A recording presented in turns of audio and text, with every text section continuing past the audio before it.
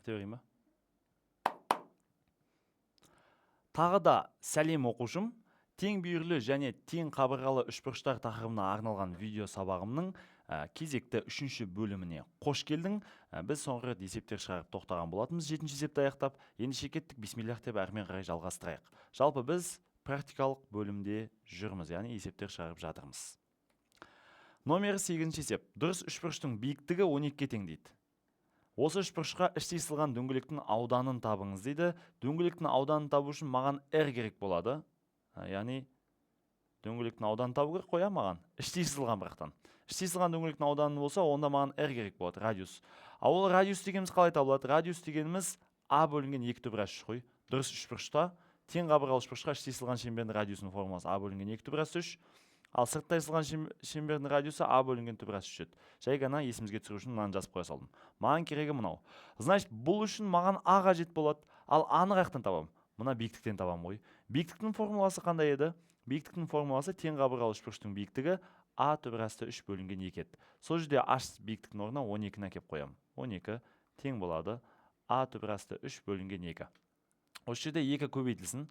Сонда а түбірасты 3 дегенім 24-ке тең. Олай болса аны тапсақ 24 бөлінген түбірасты 3-ке тең. Осыны алып келіп, мына аның орнына қойып радиус тауып аламын қазір. Сонда r тең болады. Аның орнына 24 бөлінген түбірас 3-ті қоямын.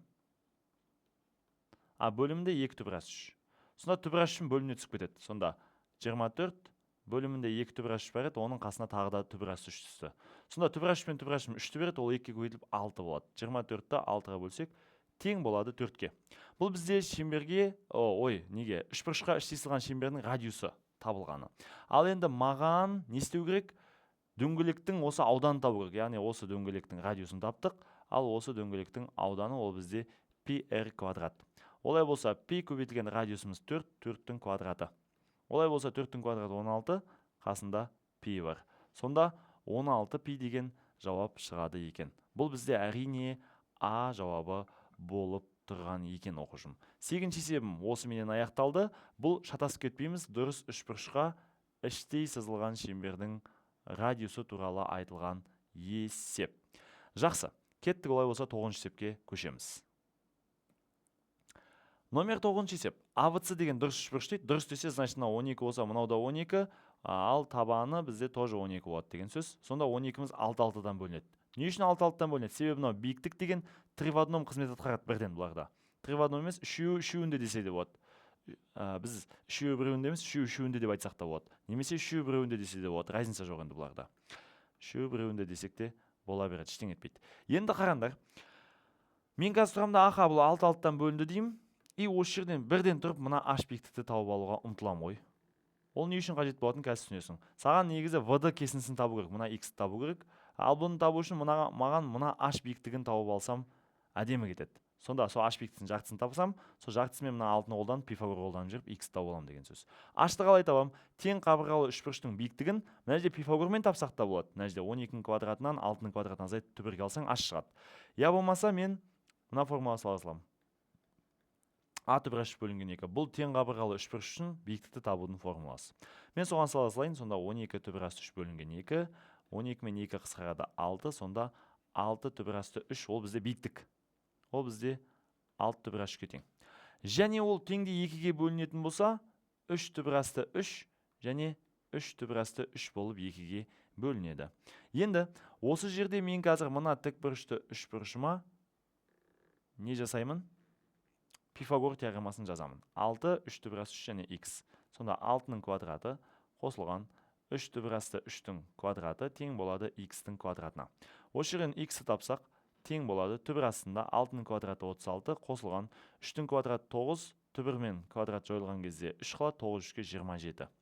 Сонда 36-ға 27-ні қосамын. Қанша болады?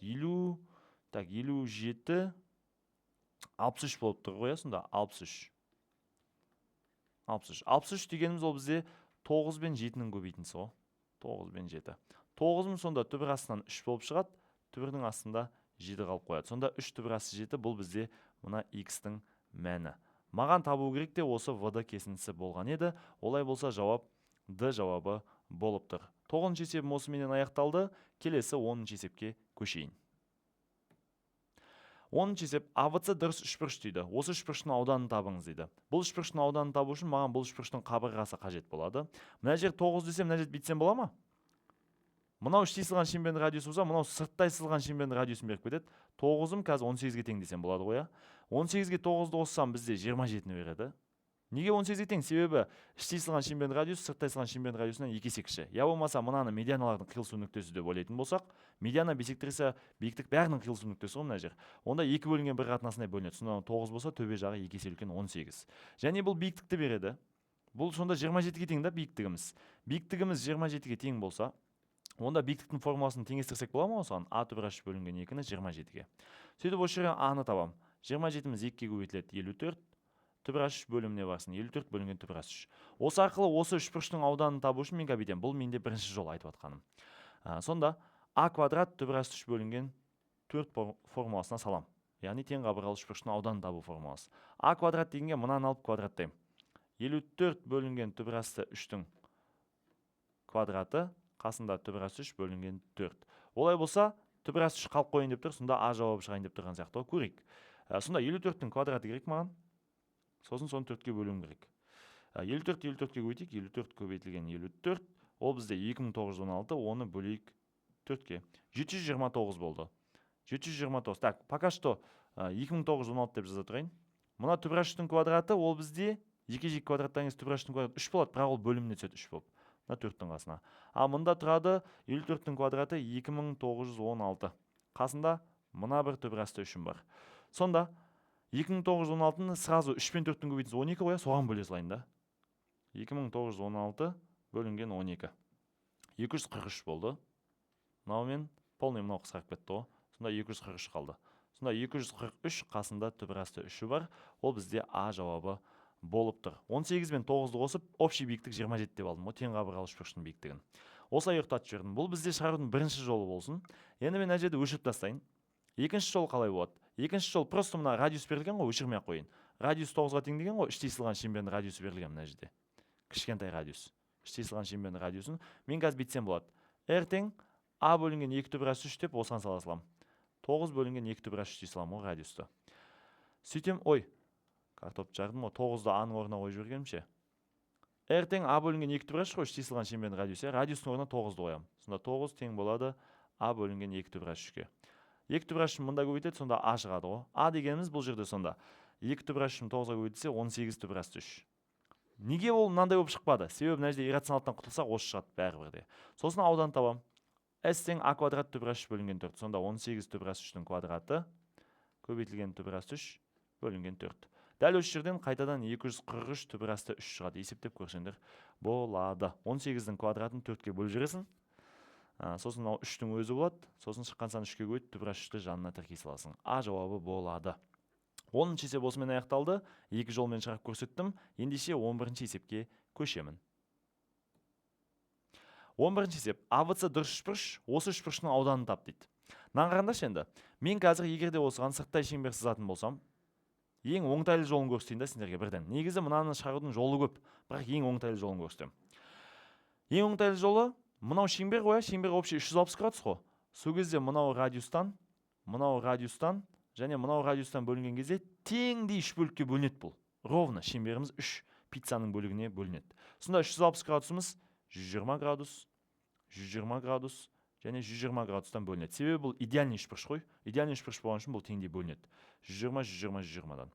Енді қараңдар, осы жерде мен мына үшбұрыштың ауданын тауып алып 3-ке көбейте салсам бола ма? Мына бір үшбұрыштың ауданын табам. Мына аудан S болса, онда мынау да S қой. Себебі барлығы бүйір қабырғалары 6, арасында бір 120 градус болатындай үшбұрыш. Мынау да 6-6-120, 6-6-120. Олай болса бір үшбұрыштың ауданын тауып 3-ке көбейте салам.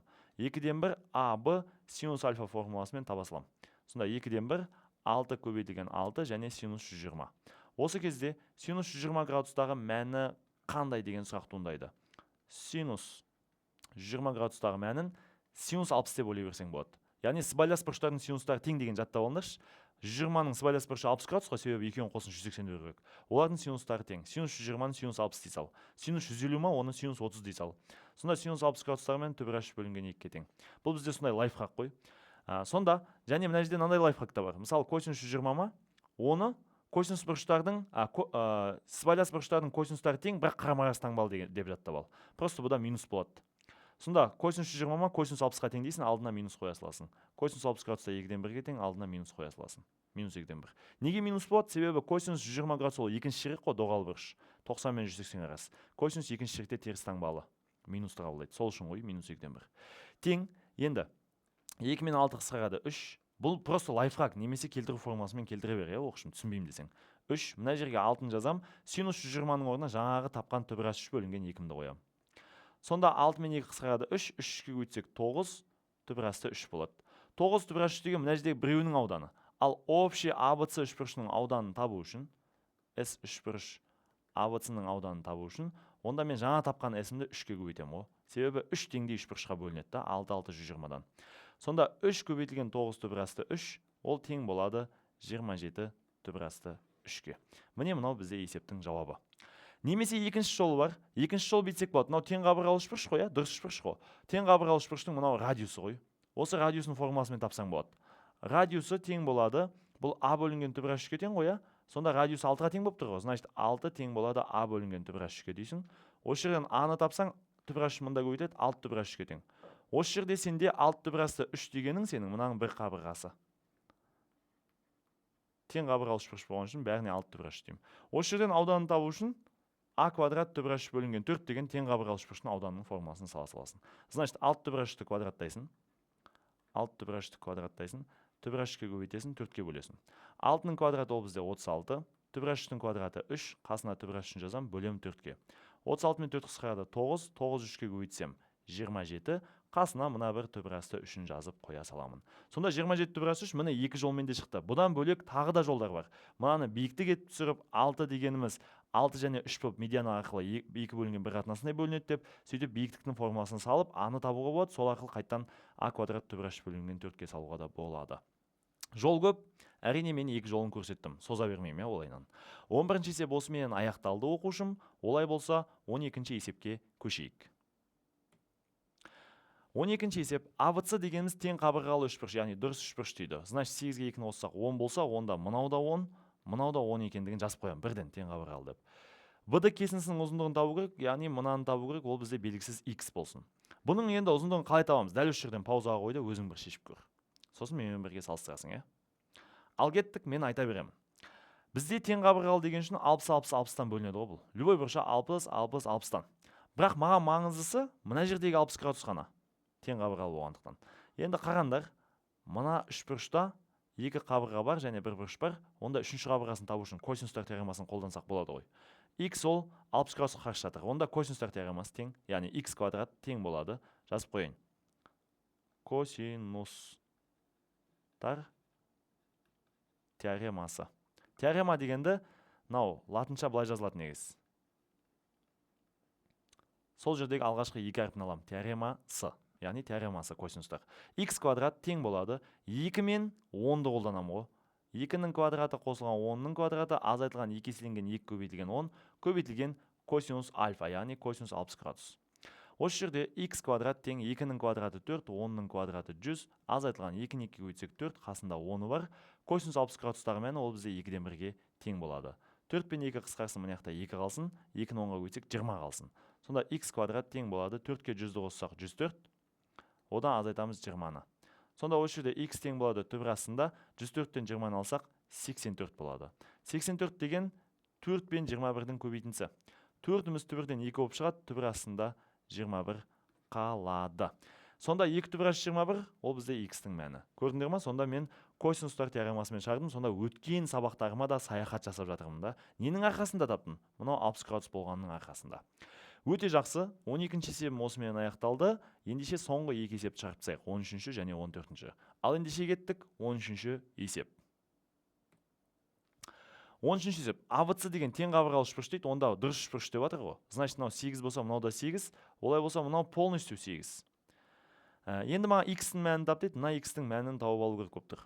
Ол x-тің мәнін табу қиын емес. Мен мына жерден биіктік түсіре саламын. Тең қабырғалы үшбұрыштың биіктігі де медианасы да бисектрисасы да осы. Онда 8 дегенім 4 4-тен бөлінеді деп, мына 4-ті, мына 8-ді қолданып мына h биіктікті табуға болады, я болмаса мен тең қабырғалы үшбұрыштың биіктігінің формуласымен тапсам да болады. Яғни а түбір h бөлінген 2-мен.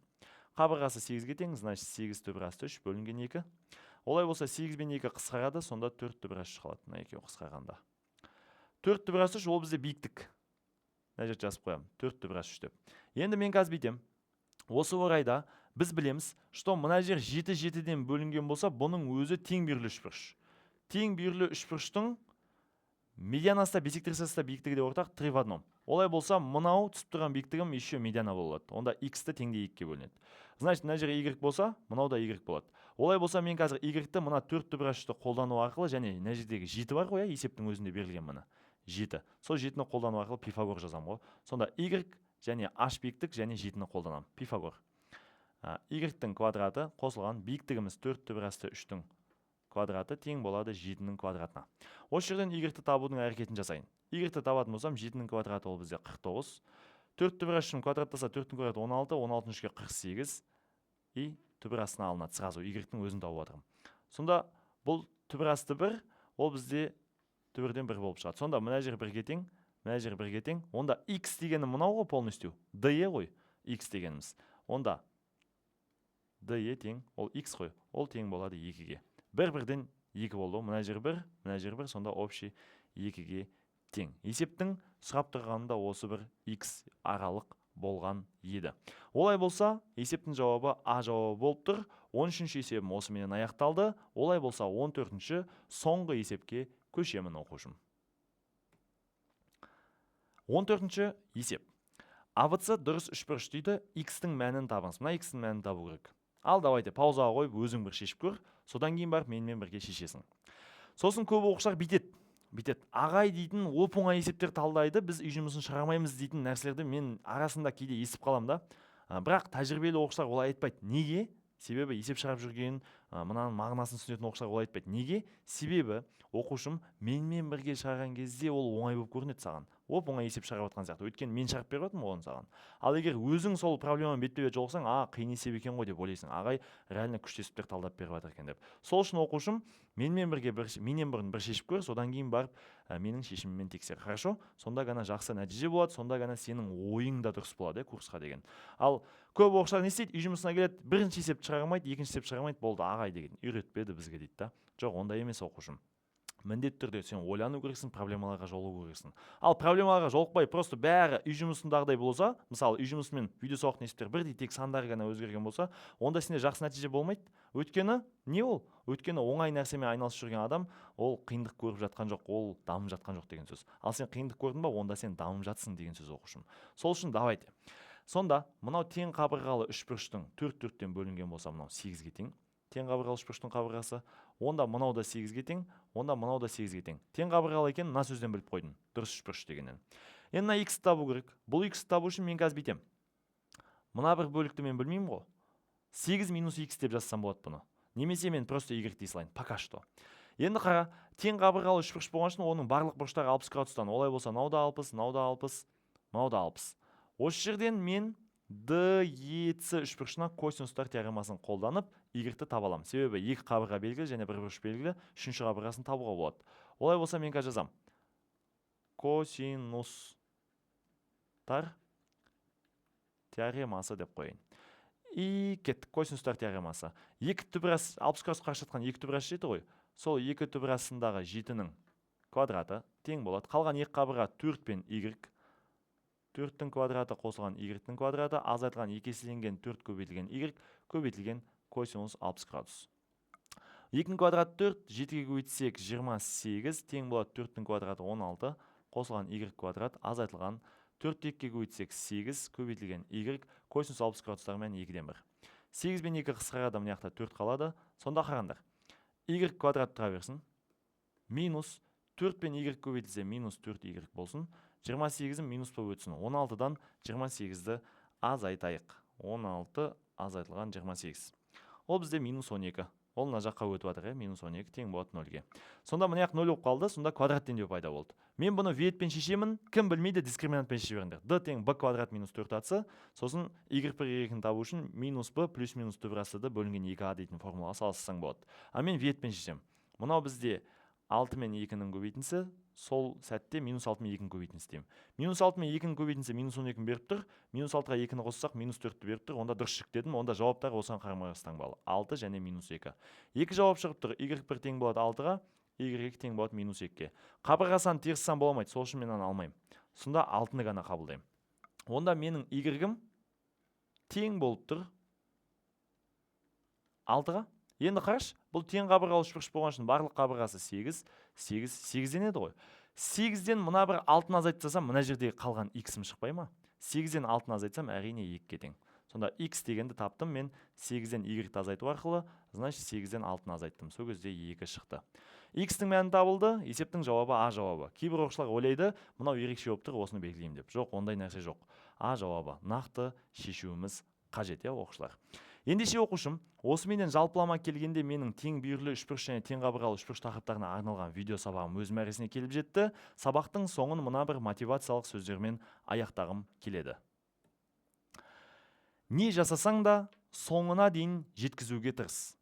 Бір қадам артқа шегінсең, 2 қадам алға қарай бас оқушым. Яғни, уайымдама. Кейбір қиын моменттерде бір қадам артқа шегін, бір демалып ал, немесе араңды немесе қаруыңды бір сайлап ал, яғни бір қайрап алуға болады, өз-өзіңді бір қайрап, жақсылап демалып, күш-жүгер жинап, қайтадан 2 қадам алға басуымыз керекпіз. Сонда не жасасаң да соңына дейін жеткіз, орта жолдан тастап кетпей алтыным. Ендеше оқушым, осыменен менің кезекті видео сабағым өз мәресіне келіп жетті. Келесі видео сабақтарда амандықта, саулықта жүздескенше баршаларыңа шын жүректен дәстәс.